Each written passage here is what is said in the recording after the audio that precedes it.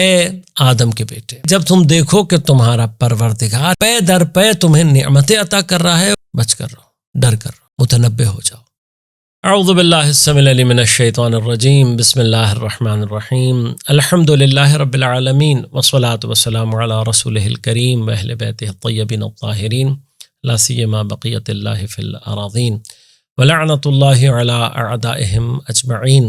اما بعد، قال امیر المؤمنین علی بن ابی طالب علیہ الصلاۃ والسلام، یا ابن آدم اذا رأیت ربک سبحانہ یتابع علیک نعمہ وانت تعصیہ فاحذرہ۔ نہج البلاغہ اور حضرت امیر علیہ الصلاۃ والسلام کی خدمت اقدس میں 5 منٹ، وہ جملات کہ جو ہماری زندگی کا رخ تبدیل کر سکتے ہیں، حضرت کے وہ کلمات کہ جو ہماری زندگی کی عملی جہت کو الہی بنا سکتے ہیں، حضرت کے کلام کی وہ خوشبو جس سے ہم اپنے کردار کو معطر کر سکتے ہیں۔ اسی طرح کا ایک خوبصورت جملہ متوجہ فرما رہے ہیں ہم جیسے گناہ گاروں کو، اے آدم کے بیٹے۔ شاید یہ خطاب اس لیے ہے تاکہ حضرت امیر ہمیں ہر طرح کی تعصبات کی کیفیات سے باہر نکالے، کوئی بھی ہو۔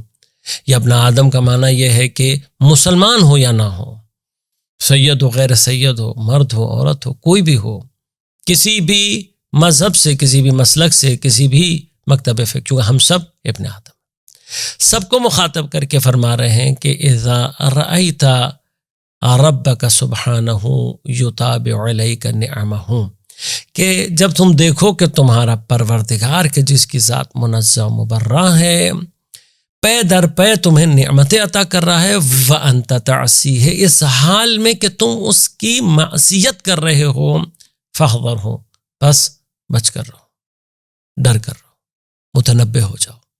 یعنی کیا؟ میرے گناہوں کے باوجود، میری معصیت کے باوجود خدا کی نعمتیں مجھ پر بڑھ رہی ہیں، کیا مجھے خوش ہونا چاہیے؟ کیا مجھے یہ سوچنا چاہیے کہ میرا پروردگار مجھ سے ایکسٹرا خوش ہے؟ نہیں، پروردگار کا ایک بہت سمپل سا قانون ہے جسے قرآن میں ذکر فرمایا، لَإِن شَكَرْتُمْ لَأَزِيدَنَّكُمْ وَلَإِن كَفَرْتُمْ إِنَّ عَذَابِي لَشَدِيدٌ۔ اگر تم میری نعمتوں کا شکر ادا کرو گے، لَأَزِيدَنَّكُمْ، میں بڑھا دوں گا، لیکن اگر تم نے کفران نعمت کیا تو إِنَّ عَذَابِي لَشَدِيدٌ۔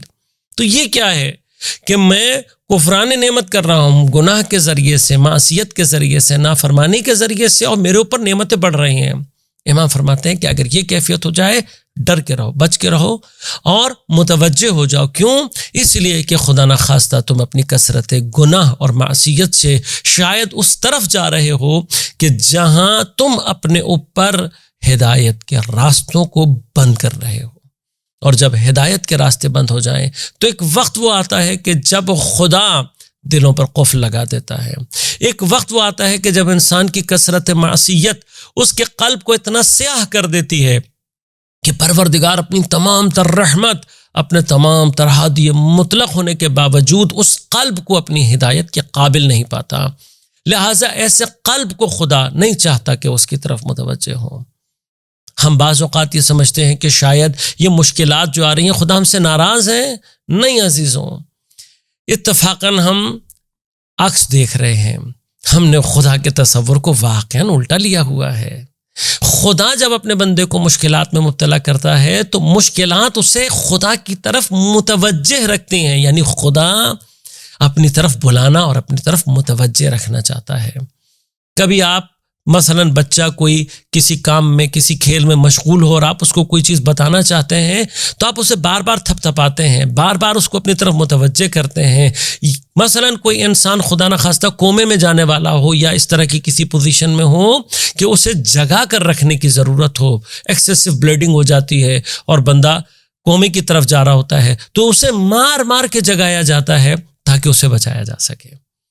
یہ مشکلات اسی مار کی طرح سے ہوتی ہیں کہ جو خدا اپنی تمام تر رحمت کے ساتھ اپنے بندے کو اس کی تباہی سے بچانے کے لیے اور اپنی طرف متوجہ رکھنے کے لیے اس کو اس میں مبتلا کرتا ہے، لیکن جس کو خدا نظر انداز کرنے پر آ جائے، تصور کیجئے گا کتنا خوفناک، گرچہ نعمتوں کی فراوانی ہے لیکن اگر معصیت کے ساتھ ہے تو سمجھ لو کہ تم ان بدبخت افراد میں سے ہو گئے ہو جنہیں خدا اپنی طرف متوجہ نہیں کرنا چاہتا۔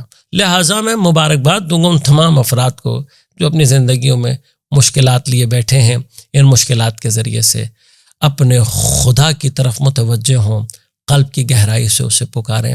خود اگر مشکل کا نتیجہ خدا سے قربت ہے، اس سے بڑی کوئی نعمت ہو سکتی ہے؟